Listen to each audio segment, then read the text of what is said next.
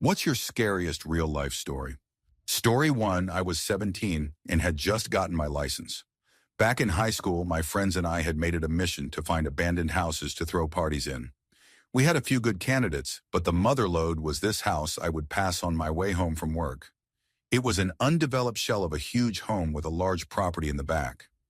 I had told one of my friends about it, and one day before we went to see a movie, I took him to the house. It was about dusk in summer, so I had my headlights on. I pulled into the front of the house and we were there for like 10 seconds tops before we pulled back to go to the main road. A minute later, this big truck pulls up behind us with its high beams on and riding our tail. My friend and I took note of it, but paid it no mind as we headed back to the main road. At the light, I turned right, but the truck cut through the gas station at the corner and blocked us off. Out of the truck comes this big hulk of a man, and my friend and I are completely terrified. He taps on the window and I roll it down. Now, the really unsettling part is that this is a busy road, and now there was no one in sight. He asked us what we were doing at the house, and I quickly lied and said we were making a U-turn. He stares at us for a few seconds, smiles, and sends us on our way. To this day, the house remains unfinished, and I am convinced it is an illegal operation of some sort. Story 2, woke up.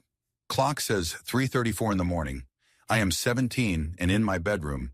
It is pitch black, but I hear some rattling downstairs. Terrified, I quietly tiptoe to my parents' room. Weird, it is empty. Where are my parents at 3:34 in the morning? Go upstairs to my brother's room. He is usually awake all night, but while the light is on, no one is in the room.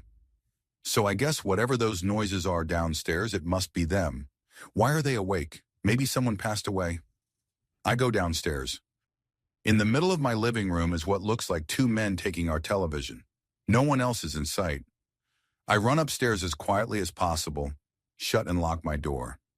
Suddenly there is banging on the door. I wake up. It was a dream, and the relief washes over me.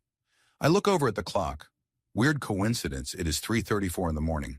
I am shaking, but decide to go downstairs to prove to myself that everything is fine. I go downstairs. The two men are in my kitchen, yelling at my parents and brother. I run upstairs to my bedroom and lock the door. 10 seconds later, I hear banging. I woke up. It is 3:34 in the morning. This time, I had actually woken up, and I do not manage to fall back asleep for about 36 hours.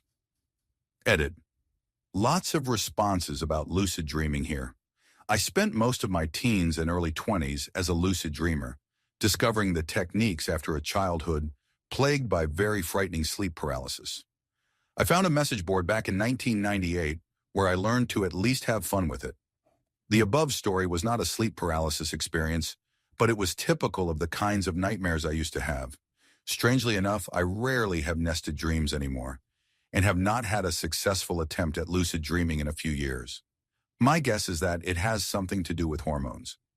Story 3. I lived in a bizarre little house as a child. It was incredibly tall and thin, like an attached house except freestanding, with 3 floors, a basement, and an attic. It was full of quirks, such as 2 fully functional fireplaces, a shower stall in the center of the basement, a backyard so small that you could not take 5 paces without hitting the fence, and an old-timey rope-pulled dumbwaiter that led from the kitchen to my bedroom. I loved that weird little place, but unfortunately it was incredibly old, and half of its charm was the fact that it seemed to have been designed by an inarticulate conclave of eccentrics, and eventually the repair costs exceeded what my parents were willing to put into it, and we had to move. Preparing for the move was a chore. I packed most of my stuff myself, and I had taken to throwing stuff down the dumbwaiter and shoving all my clothes so thickly in my closet that they became a single solid brick of fabric. While clearing that closet out, in fact, I came across a feature I had not noticed before: an attic entrance in the roof. Being an adventurous kid, I opened it up, stood on the closed brick, and began my first and last exploration into the topmost part of our weird little house. The first thing I noticed was that it was not as dark as it should have been. The place was strung with old red holiday lights which still burned with leftover brightness, and a dozen little cracks and holes peeped down into all the bedrooms below. The second thing I noticed was that the place was set up for habitation. The insulation was covered. There was an old gurney piled with sleeping bags and sheets, and a rusted mint green refrigerator, which still worked when I tested it. The third thing was the bones. There were a lot of bones. I was a kid at the time, with a limited understanding of anatomy, but there were bones of all types heaped into a series of piles around the center of the attic. Small and large, clean and white, from every and any imaginable sort of creature, haphazardly stacked in a half-dozen clumps. Two of them were darkened, as if someone had tried to burn them, and the walls nearest those darkened piles were scrawled in dark bone char messages. Mostly they were just smears, but the word sorry appeared more than once. That room had been sitting over my head for 8 years while I slept. Story 4. I have a fear of spiders because of a hunting trip I took with my dad and family when I was a kid. I do not enjoy shooting things. Not an animal rights activist, but I think taking life for game or bragging rights and not for food is wasteful and harsh. I had brought my handheld game, and they stationed me at one of the ground blinds so I could use the radio to tell the others if I saw any deer headed their way. I got bored as anything and got tired of grinding in my game, so I turned it off and started rifling through my backpack to find another. As I did this, I heard a strange whooshing sound that sounded very close, but I could not find anything. I walked around outside the blind, and as I came around the backside, I saw that the entire outer wall was covered in a mass of interlinked daddy-long-leg spiders. I considered running like anything, but I had no idea where the camp was, as I had been driven out to the blind. My solution was to use my can of repellent and the lighter from my backpack to blowtorch all the spiders off, because foolish, that is why. The plan backfired because I made the mistake of standing downwind of the spiders. The second the fire hit them, they all let go and flew at me. The entire wall of them. Flaming, flying spiders. I immediately started yelling and rolling around on the ground. I took off all of my clothes and immediately phoned my dad on the radio and told him to come get me, and that we were going home. I have never sworn or cried so profusely in my life. I eventually went through therapy regarding this event, and now I just hate spiders in general and prefer not to be around them. Story 5. A week after gaining my cardiopulmonary resuscitation certification, I had to try and perform cardiopulmonary resuscitation on a woman dying of a hero, probably other substances to overdose. I was at a thrift store with some friends looking for Halloween costumes, and someone came in saying that someone was passed out in the parking lot. I was in the dressing room, and it just got super quiet, so I came out and told them I was certified, and I would go take a look and that they needed to call 911. I go outside and do not see anyone on the ground. Someone comes out and shouts that the person is in the car that is parked far out by itself. I ran over and honestly freaked out. She was pretty much already gone, completely blue in the face, slumped against her car window. She had the red substance user rings around her eyes, but those were blue too because she was so oxygen deprived. We opened the door, and I will never forget that when we turned her head to see if she still had a pulse, she had tears running down her face. We pulled her out of the car, put her on the ground, and took her pulse again because the first person to do it was not sure. We started cardiopulmonary resuscitation, and the ambulance arrived about a minute after. They got her strapped up and in and continued cardiopulmonary resuscitation. They had another ambulance come, and those emergency medical technicians got out, and there were literally like 6 of them surrounding her. The officer told us they had administered some type of substance that can apparently reverse hero overdoses if given in time, but she was pretty much gone already. They would do the necessary stuff until they could get to the hospital and call it, according to him. I also remember when we opened the door, there were hero needles and empty pill bottles all over the floor. She was not very old. We also think she had kids. She had some toys and a car seat, plus 2 names tattooed on her. Story 6. I am 23 now, and this happened about 10 years ago, so I was probably 13 or 14. Anyway, I used to skateboard all the time with my friends Tim and Brandon. One day we got done skating, and we decided to go to 7-Eleven to get some food drinks before we went home. Remember, I was only 13, 14, so we were not driving. We had skated to the 7-Eleven, and were planning on skating walking back home. Anyway, we buy our drinks, and we left the store. We walked to the parking lot's exit and prepared to cross the highway. It is not a busy highway, since it is a small town. While we waited for the traffic light to turn red, so that we could cross. I looked behind me at the 7-Eleven gas pumps. I noticed a 40 to 50-year-old man pumping gas into his white truck. He stared at me, and before I knew it, he dropped the gas pump and jumped into his truck. He slammed on the gas and sped straight at my friends and I. He missed us, but he grazed my arm and knocked my skateboard out of my hand. My friend Brandon screamed, "What the heck, you awful person," as the man peeled out and sped into the parking lot next to 7-Eleven.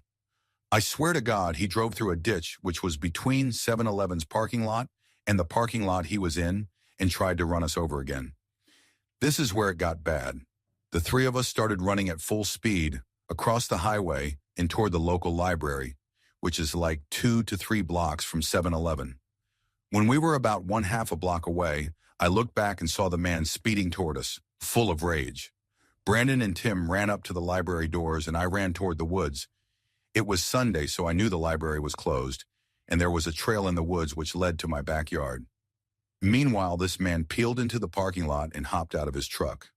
I looked behind me before escaping into the woods and saw him grab either a shotgun or a crowbar. I was pretty far away at this point, and I was freaking out, so my vision was not great from the bed of his truck. I ran all the way home.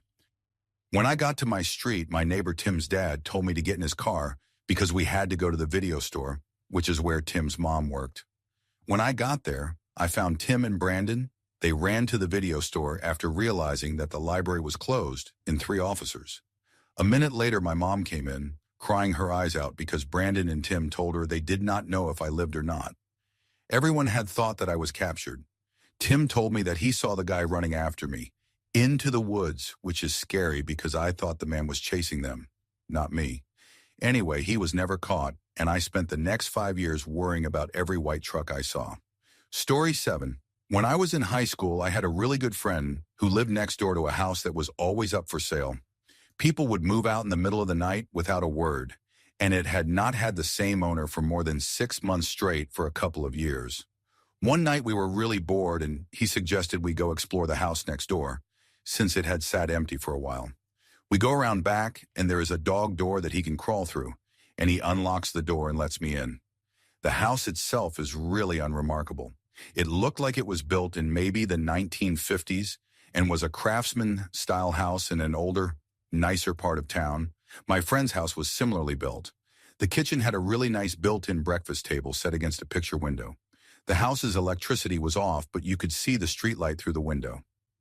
My friend and I sit down on the floor, across from this table, and are just hanging out talking. Why? Who knows?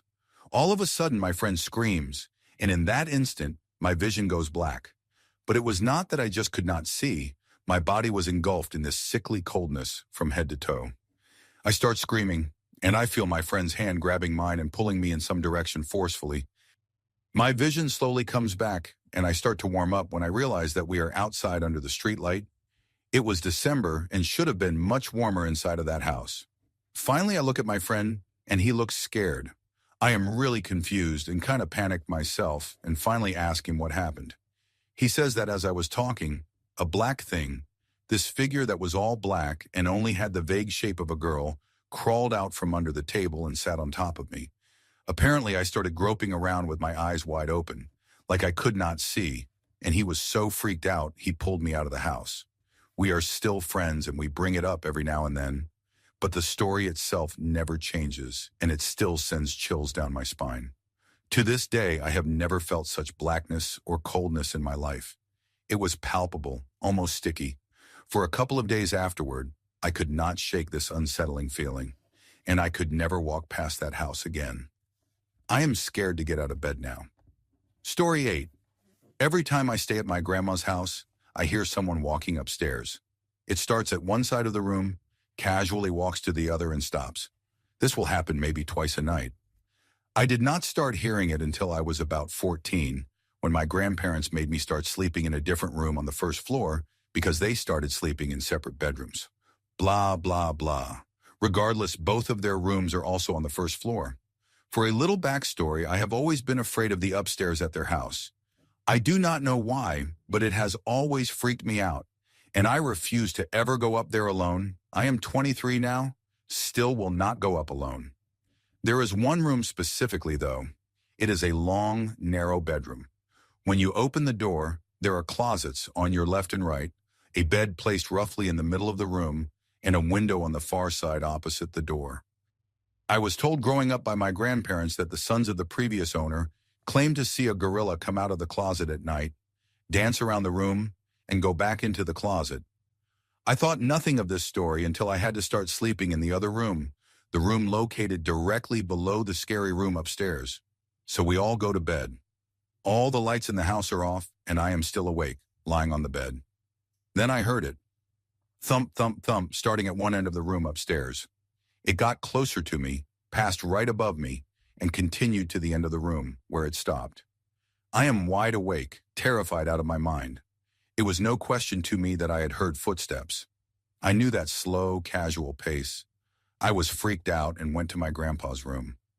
I told him what I heard. He told me that the house is old and it creaks, but he turned the dining room light on for me, so I felt a little safer. I tried going back to sleep. Then it started again, this time from where it ended the first time, by the window upstairs. It walks over me again and stops when it reached the door. I thought it was over until 5 seconds later when I heard it coming down the stairs. 1, 2, 3, 4, 5, silence as it reached the landing, then 6, 7, 8, 9, 10, and silence again as it reached the first floor. I was frozen in shock. Whatever it was on my floor of the house, and sadly unaffected by the dining room light. I was staring at the doorway to my room. The dining room light was shining in, and my vision began to distort. I felt dizzy with fear, so I pulled the blankets over my head and suddenly heard a scratching sound from inside my room. I knew exactly where it was coming from too, my grandpa's gun case. It was a very obvious sound, scratching on the wood. Long scratches down the front of the gun case door. I could even hear the door ever so slightly tapping against the frame as each scratch began. I tried to scream and I could not. I took a second to take a deep breath and let out a loud scream. In seconds, my grandpa had made it to my room, and I was relieved. Needless to say, he still did not believe me. So I did what any normal person would do. I draped a sheet over the side of the bed and slept underneath it. I wrapped myself tight in a comforter, put on headphones, and turned my back to the door. There could be a party of ghosts in my room, and I would not even know. The next morning, my grandpa told my grandma about what happened the night before. She said, "Oh, that is silly. You know, your cousin woke me up the last time she stayed here. She came in my room saying, 'I hear footsteps.' I slept under the bed for the rest of my week, stay with them. I have stayed there countless times since that happened, and I hear the footsteps every time. I sleep on top of the bed now, but keep my back to the door and sleep with headphones on. I have not heard it come down the stairs since that first night, but if it does, I do not want to know." Story 9. About 2 years ago, I was driving home from a family reunion pretty late at night, and the drive was about 2 hours. I did not stay the night because I had to be back for work the following day. Most of the drive was on roads with dense bushes and trees on either side, the real creepy ones you see a lot in movies. Anyway, I had been driving about 45 minutes, and I was starting to get really tired. You know how sometimes you just suddenly become really tired, out of nowhere? Well, yeah, that happened to me. I knew I was not going to last, but I did not come across any place that I felt I could park and safely sleep. Anyway, after it became clear to me that I was not going to find a place to pull up, and my tiredness was not going away, I did something very questionable. I pulled over to the side of the road onto the grass, behind some bushes, to try and hide my car from anybody else who was going to come past. The roads were not empty. I came across another car every few minutes or so. I made a mental note that the time was 11:22, and then fell asleep. Sometime later, I was awoken by a scratching sound. I looked at the clock, 11:50. The sound stopped after a few seconds, and because I was still extremely tired, I did not bother looking around and simply went back to sleep. I was later awoken by the same sound, and it was now 12:40. This time it really freaked me out because the sound did not stop. The thought ran across my mind that it was just an animal inspecting the car, but why would it return almost an hour after it had left the previous time?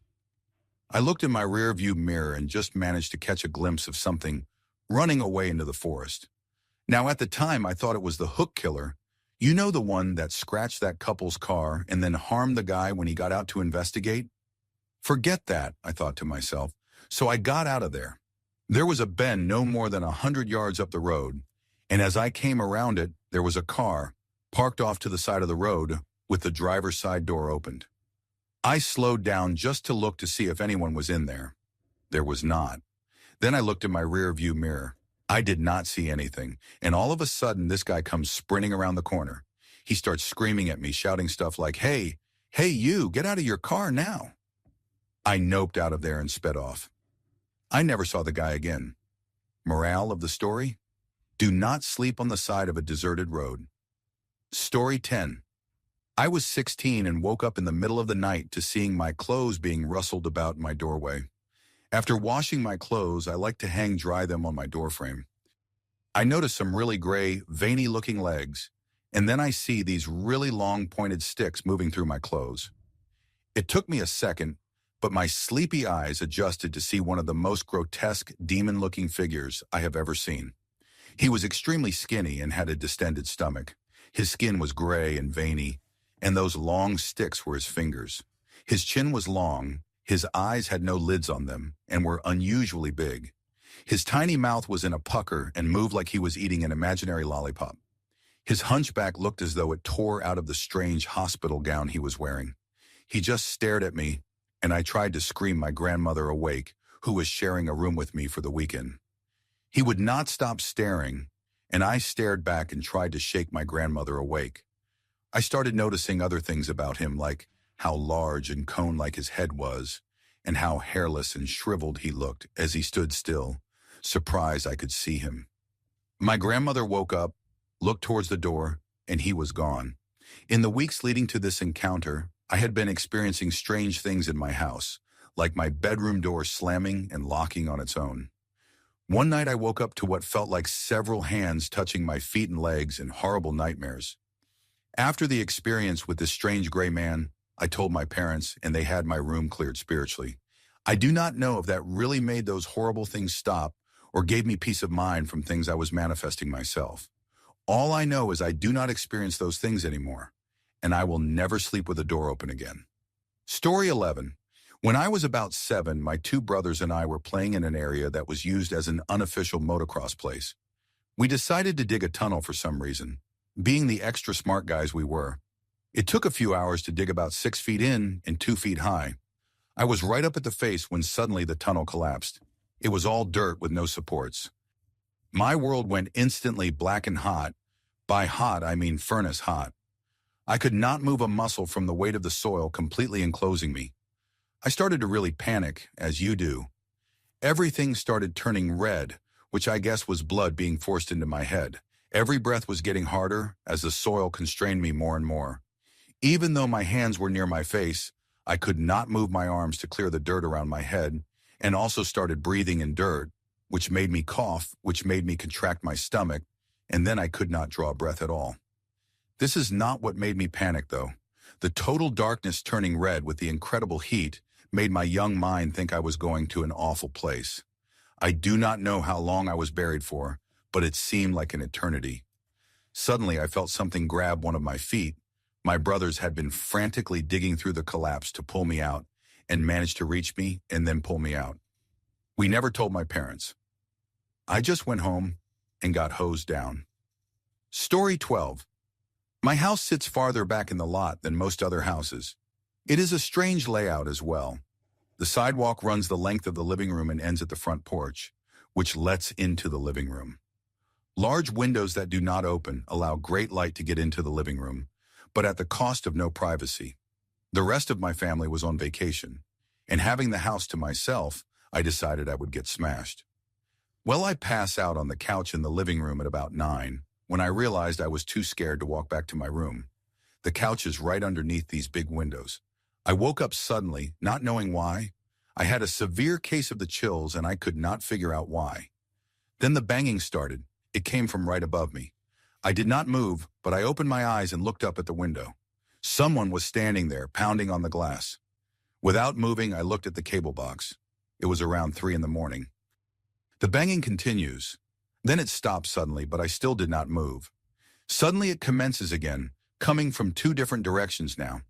Someone is banging on the window, and another person is banging on the front door. They kept doing it, would not go away. Finally, after about 40 minutes, they quit. It was the most terrifying event I can recall at the moment. It made me a nervous wreck after that. I called a friend the next day to see if he would come over and stay for the rest of the week, and his response was, "What the heck for? So that we can both be harmed in our sleep? Thanks a lot, jerk." Story 13. When I was in elementary school, my family decided to add on to our house. So we hired an architect and contractor. We live in an old colonial home that was built to be historically correct.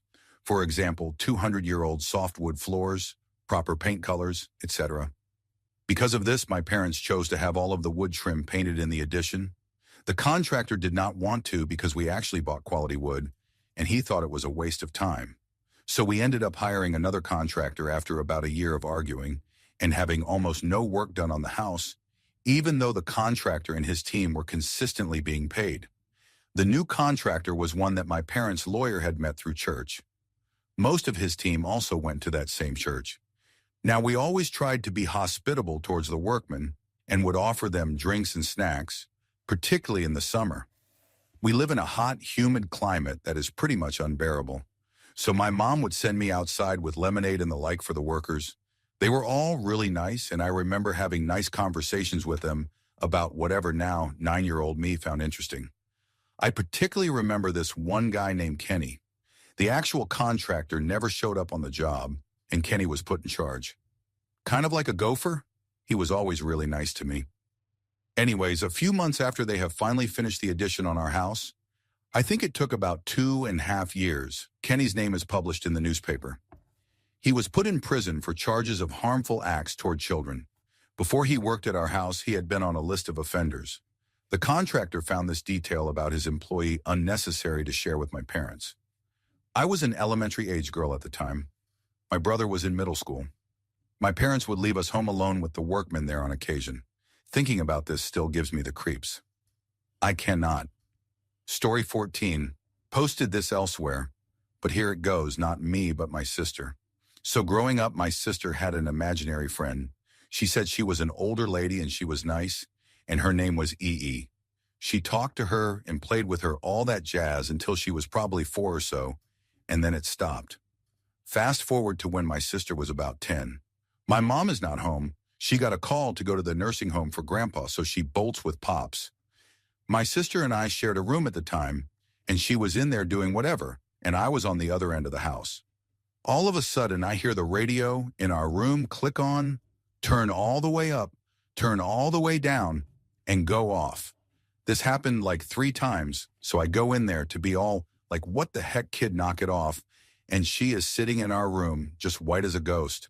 I go over to the radio to unplug it, no plug, no batteries, only radio in the house. I look at her and she goes, "It was E.E. I saw her. It was E.E. So I call Mom freaking out, and Mom is so upset. Apparently Grandpa had just passed away. Okay, weird. I drop incident, whatever. A few days later at the funeral, a relative comes up to us and gives us a pic she found.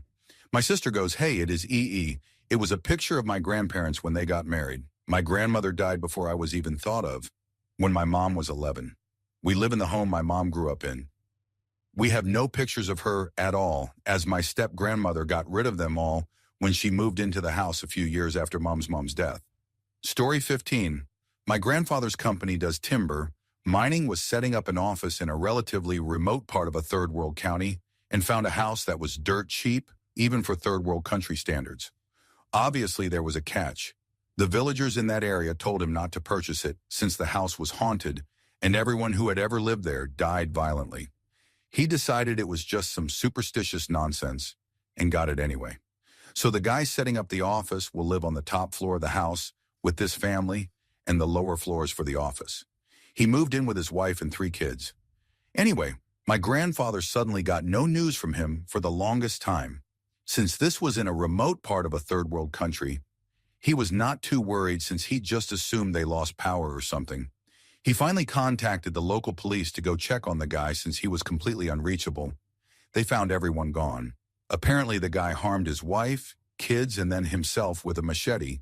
Yes, not a gun. A machete. He actually harmed himself to death. It was not one of those cuts on the wrist to let someone slowly pass away. Everyone was struck down, including the guy himself. The description of the scene had to be an exaggeration since I am assuming the sight of 5 bodies, including 3 kids, were scary enough to make people see things.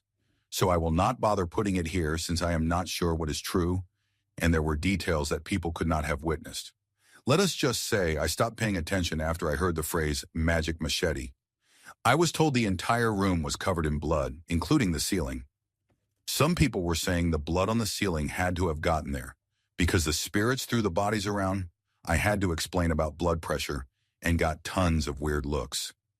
Now the weird part, if this is not weird enough, was that he managed to barricade the door with the bed, with his wife and kids on it, and it is one of those gigantic old beds that is extremely hard to move. The locals say this is evidence he was possessed by spirits.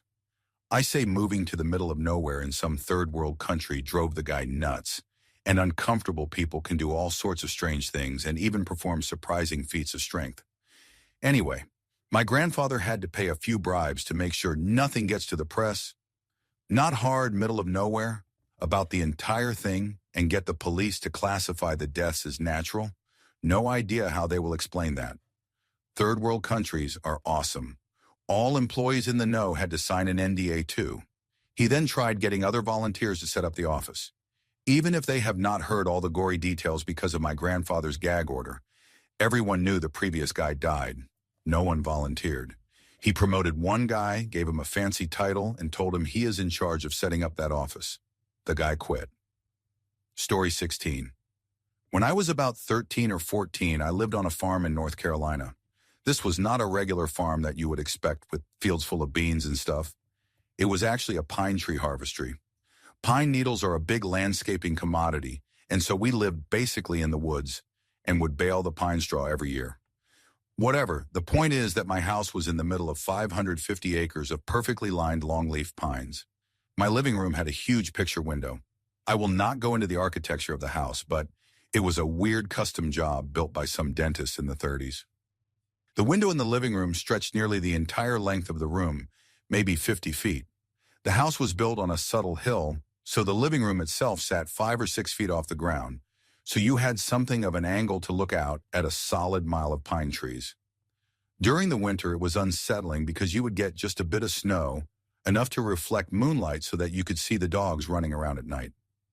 I will be honest, I hated that room and that window. So now to the relevant part. I had a cousin over for the weekend, and we were doing what kids do in the country, throwing stuff in the fireplace to see what happens. It is getting late and the fire's dying down, so we build the big kingdom of couch cushions and blankets in the living room and get ready for bed. Nothing out of the ordinary until we hear the dogs barking. They were really far away. The property stretches for nearly a mile, so I just assumed they were chasing off whatever animal felt like wandering into my yard. So my cousin is staring out the window and not saying anything, which prompts the standard, "What is up?" He just kind of keeps staring and says he feels like he is seeing things. Naturally, I get all anxious and start staring out the window as well. Nothing happens for a few minutes, and he gets more and more annoyed with me because I am asking what he saw. He keeps shushing me so that he can focus. And then we both see it. A shadow of a person moves from one tree to the next. Not a run, not a leap, just a brisk walk from one tree to another. This is probably 100 yards out from the house. We cannot actually tell if the person is coming closer or not because we are dealing with moonlight reflecting off of snow slush ice. I guess the crazy part is that we did not so much freak out because at this point there is still that chance that we did not see what we saw, So we just kept staring. We should have gone to wake up my dad, but he is an idiot and the kind of guy to walk out on the patio and holler into the woods with his rifle. We were just scared enough to agree that we do not want to taunt whatever is happening. So about 3 minutes later, it happens again, but a good 50 feet from where we first saw it. Another person, another tree, a few strides, and they were gone. This happened every few minutes for the next half hour, and we just stared. At this point, I should mention that I did not really have neighbors. The land surrounding our farm was federal paper. I do not know who owns it now, so it was miles and miles of uncultivated trees. You do not see people around the farm unless they intend to be there. So we keep watching as these two figures intermittently appear and vanish, until finally we see one appear, but not disappear. Instead, we focus in on it and see that it is now running forward. We lose it and go wake my dad. By the time we get into the room with my half-awake father, there is no one to be seen. We sprint around locking doors and windows. Keep in mind that we are out in the country with no one around. It rarely occurs to lock doors. Every door was worse than the last because you just know that as soon as you reach the door, someone is going to be trying to open it. Although that never happened. We locked everything up, walked around the house at least 50 times, making sure no one got in without us knowing, and then convinced my dad to fall asleep in the living room with us while we stared out the window. I never understood why my dad would not call the police. He always had this, we take care of our own mentality, and it simply was not an option to call 911. The next day we went out to look, and absolutely, there were footprints everywhere in the snow. We saw them between trees, and then we finally saw where someone had been standing right in front of the window. But as I said, I would not have seen them because while I am 7 feet up in the living room, they would have been right beneath me. Story 17. One night when I was 13 years old, I had gotten my period for the first time and ended up sleeping on my back. I am an avid side sleeper, so this is a really weird position for me. I was dreaming, and in that dream, I was sitting in a chair. I leaned it back on its back legs, and suddenly the chair started to slowly lean further and further back until I drifted into the eternity below me. This freaked me out, and I jolted awake. When I awoke, there was a figure hovering directly above my face, and all I saw was a hooded white, flat ovular, and relatively featureless face with big ovular glassy eyes, and an expression like it was determined to devour my eternal soul. The face was humanoid, very two-dimensional with thin, quivering, angry lips, and 2 holes where its nose would be, with eyebrows arched high up onto its forehead. I could feel an unworldly hate burning right through me as it loomed over me. It was absolutely the most helpless I have ever felt and would ever feel, because it was more than just my life I felt was at stake. I tried to move, scream, breathe, anything, and could not. It was paralyzing me with its hate. I finally was able to let out the tiniest whimper, and as soon as the sound escaped me, it stood straight up and paced back and forth at the foot of my bed, still staring. It was like a force field was erected around me, and the frustration of it trying to get at me again was radiating throughout the room. It looked like a starving tiger behind glass, longing to lunge at its vulnerable prey. If only it were not for the barrier between us. It was tall, almost all the way to the ceiling tall, and very thin. Wearing a long black cloak that covered everything except that terrifying face. I realized that it had not been floating over me. It had stood at the foot of my bed and leaned over it to hover its face over mine. I sat up in my bed, still frozen, just staring at it. My closet door behind it was cracked a few inches, and it swooped in there and peered out at me, never having broken eye contact. It continued to stare, quivering with hate and frustration, until it slowly faded away. I turned my light on, and it stayed on at night for a long time. I never slept with that closet door open again, and I did not sleep again that night. I stayed the night in the living room with all of the lights on, just sitting on the couch. I later dismissed it as sleep paralysis for several years. It was a very believable and plausible explanation. Then I became friends with a girl who confided in me and told me a story. She was up late at night by herself with her door open. Something out in the living room by the kitchen caught her eye, and when she looked at it, she saw a figure standing there, beckoning her to approach it. She looked away, refocused on it, and it was still there. When she described it, she described the exact same creature that had attacked me. We each got a sketchbook and drew what we saw, and when she showed me hers, I was staring at my attacker all over again. She had never heard my story before telling hers. Story 18. A few years ago, there was a small plane accident that occurred in a neighboring town. I was part of the county volunteer search and rescue group, and when we got the call, I was one of the responders to help try and see if there was any chance of a survivor from the crash. We found out from the sheriff that was there that it was an elderly couple and their young granddaughter that were in this plane. Immediately, it went dead silent. You could see the life drain from the other responders' faces as soon as it was said. Upon getting to the area that the crash happened at, it was clear that there would be no survivors from this accident. It would not have a happy ending. There would be no joyful and tear-filled reunion. This plane was absolutely destroyed. Our lead turned to the group and said if anybody was uncomfortable or not willing to do the recovery of the bodies, there would be no hard feelings or anything held against them. Some people just are not cut out for this. About half of the group said they could not do it. They helped set up the rappelling lines, made some radio calls to other teams that were lower on the hillside, helping us navigate through the broken trees and aircraft parts to get to where we expected to find the bodies. I will never forget the feeling of complete, utter numbness I experienced that day. The first thing any of us saw was this small, stuffed teddy bear and the blood that had soaked onto it. When we finally were able to get down to the bodies, we had to stop and collect ourselves. It was heartbreaking to see this little girl with such empty, devoid eyes. She was gone, never to grow up and experience life like most of us had, never to know the joys, aches, frustrations, sadness, excitement, and everything else life throws at you. I have seen a lot in my few years as an emergency medical technician. I have seen substance overdoses, diabetic shock, car crashes, suicides of all manners. But this messed me up for a while. Nobody should have to go through what we went through to help bring closure for the family. Nobody should have to deal with bringing back a child in a body bag. But if I do not stand up and do it, someone else has to bear the heartache, the depression, the numbness, and I do not ever want someone else to experience it like I did. Story 19. Back in 2004, I was a young, dumb 17-year-old country girl in the city for the first time for college. One night I decided I could totally safely walk back to my dorm at around 1:30 in the morning, despite not really knowing where I was.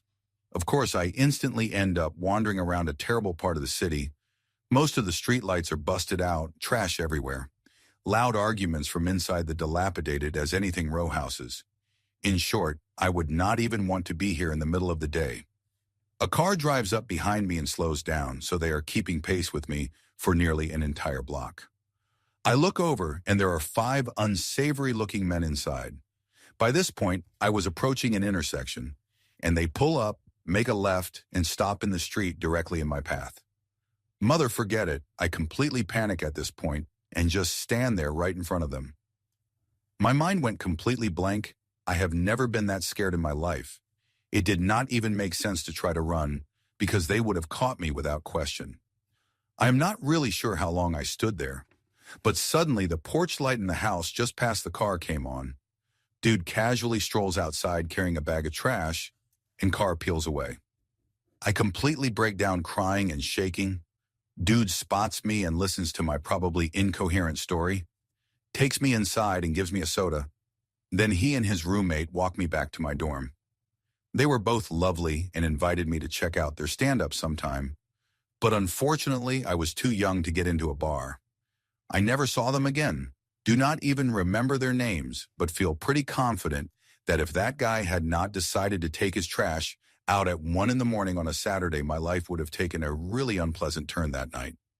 Story 20. So my uncle used to work a lot when I was younger. He has done a lot of different things to make money, but one consistent thing is that in the summer months and into late fall, he paints houses. It is a legitimate business and everything. He has got a truck with a number and a name and supplies in the back. The works. Every now and then he would call my dad when he needed a little extra help, and I would work for him. No big deal, really. It is just painting houses. What could possibly go wrong? Well, it takes a while to paint a whole house. If the weather conditions are not right, then you cannot paint.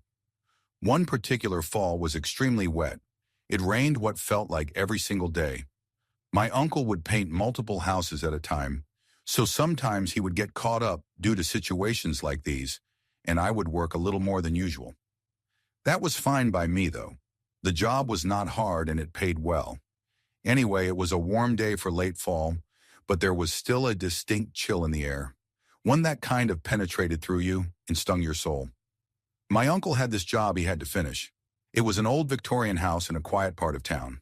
A lady and her husband, who was an author, lived there. Due to the weather, it had taken longer than expected to paint the house, and there were family issues going on at the time, which further complicated things. So my uncle gets a call one day from the lady who lives at the house. She says that her husband is trying to write his next book, but he keeps getting distracted by the scaffolding outside the house. So she wanted to know if we could come over and finish the job as soon as possible. My uncle was always an honest businessman. They had contracted him to do the job in midsummer, but he had lots of jobs that summer, and the wet conditions I mentioned above made it difficult to finish anything. However, these people were insistent but really polite, and not wanting to lose customers or get a bad recommendation, my uncle decided to put the house as a high priority. After all, it would only take a day or two to finish. So we show up to this house mid-afternoon. Like I said, it was a weird kind of chilly that day, and I also remember a really eerie calm. The day was slightly overcast, so everything was shrouded in gray. It was like the perfect setting for a mystery crime novel. So we arrive at this house, and my uncle and I move to the back. The front of the house was already done, so there was nothing left there. My uncle, being the more experienced painter, would always do the touch-ups, and I would simply apply the first coats, since they took little skill. Anyway, we get to the back of the house, and he asks me if I am scared of heights. I was 17 at the time, and although they do creep me out a little, I did not want to seem like a child in front of my uncle, so I told him I was not. He was happy to hear that. He has me climb up the scaffold to the third floor to finish an upper section of the house. There was a window up there, a small little oval one that looked into the attic. The attic also happened to be the husband's study. He would do most of his writing in there.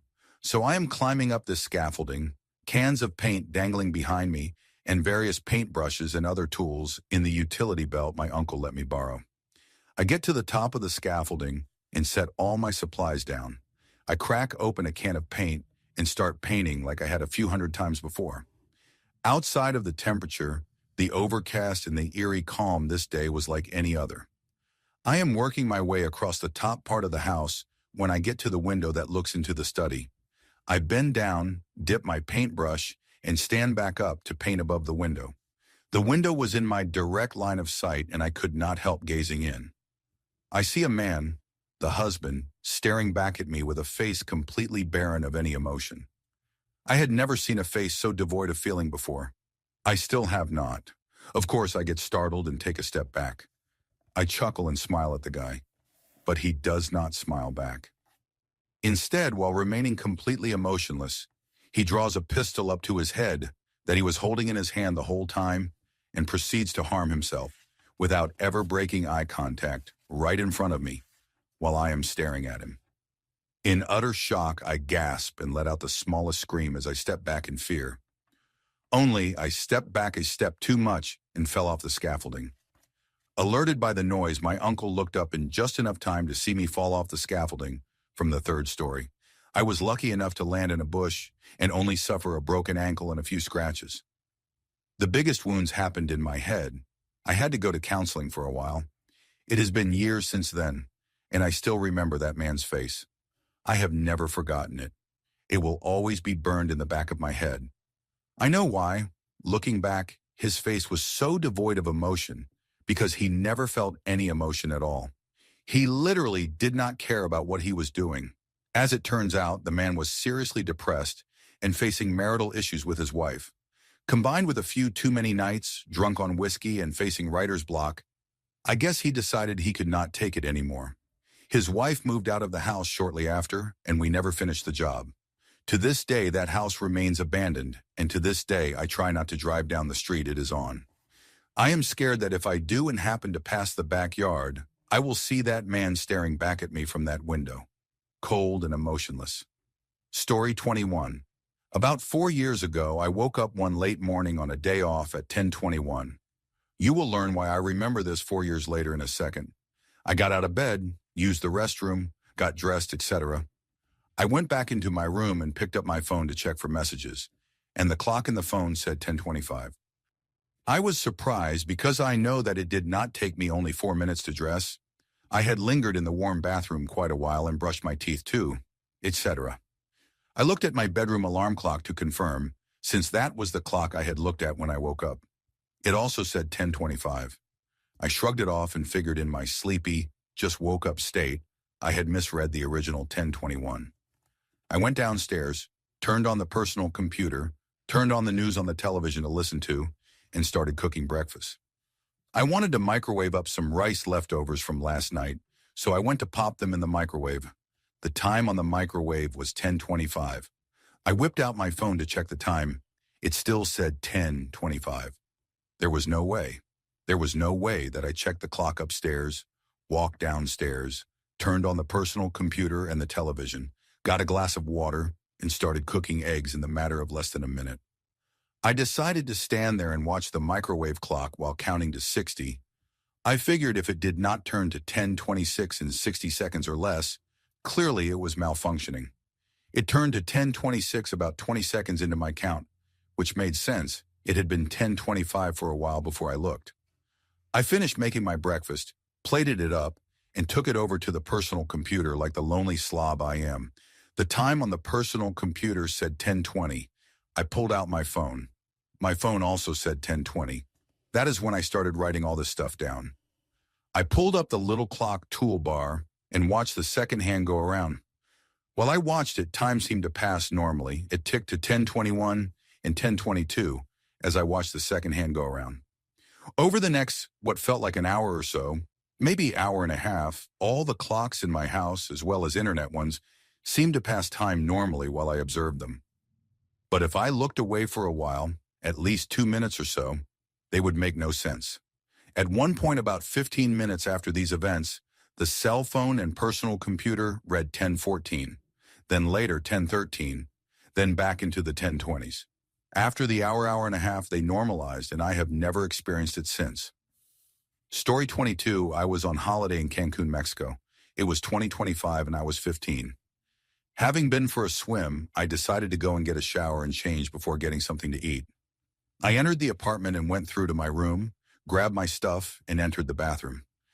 As I shut the bathroom door behind me, I felt something fall onto my hand. When I looked, I saw a large black Mexican creature with a few too many legs for my taste.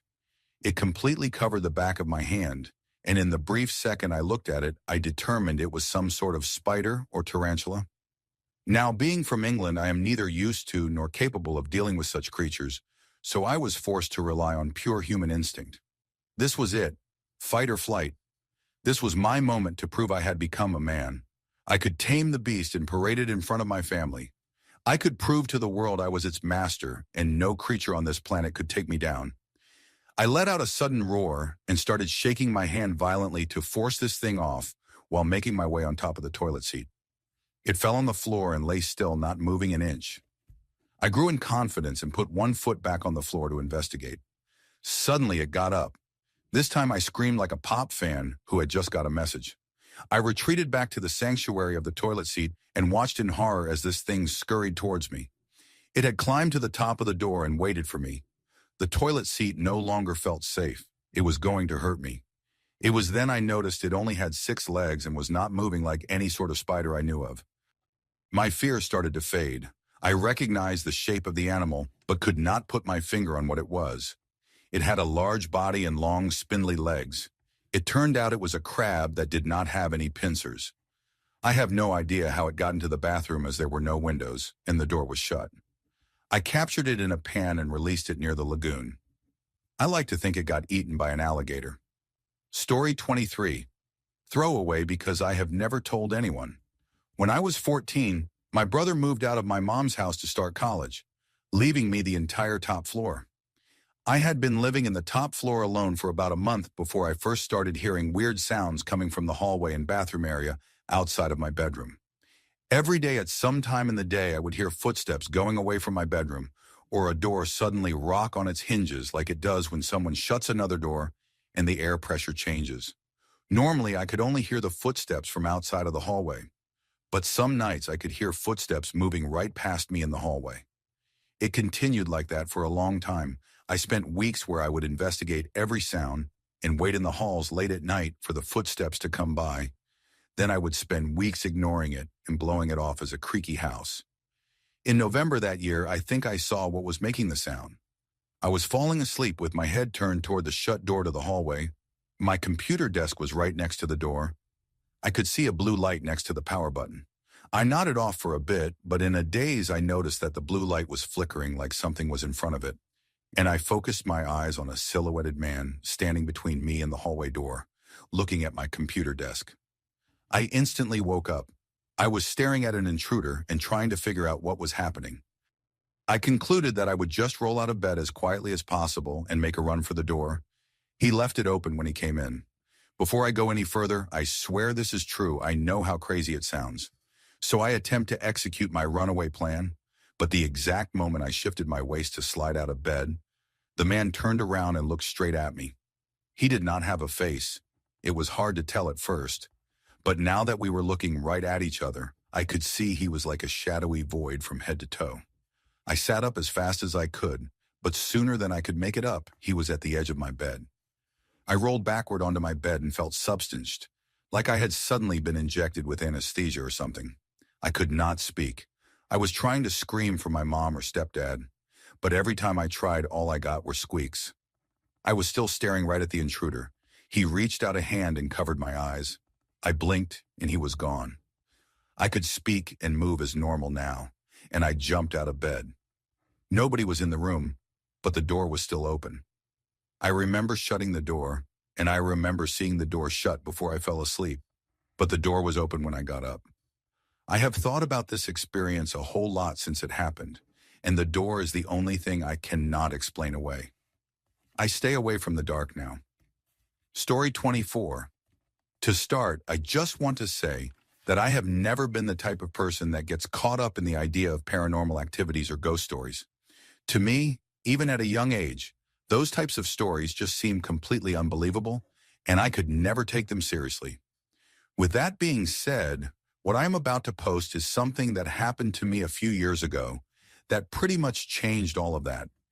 It is not an overly scary story, but I think the simplicity of it is what creeped me out as much as it did. My mom was in the real estate business, which often required her to check out houses on her own before taking customers with her. She would usually just do this on her own, but every once in a while she would take me. Well, this house comes on the market that many other agents apparently say is haunted, and my mom figured she would take me along. I will be honest, the house was pretty creepy, completely covered in vines. But whatever, it is an old house, not really a big deal or out of the ordinary.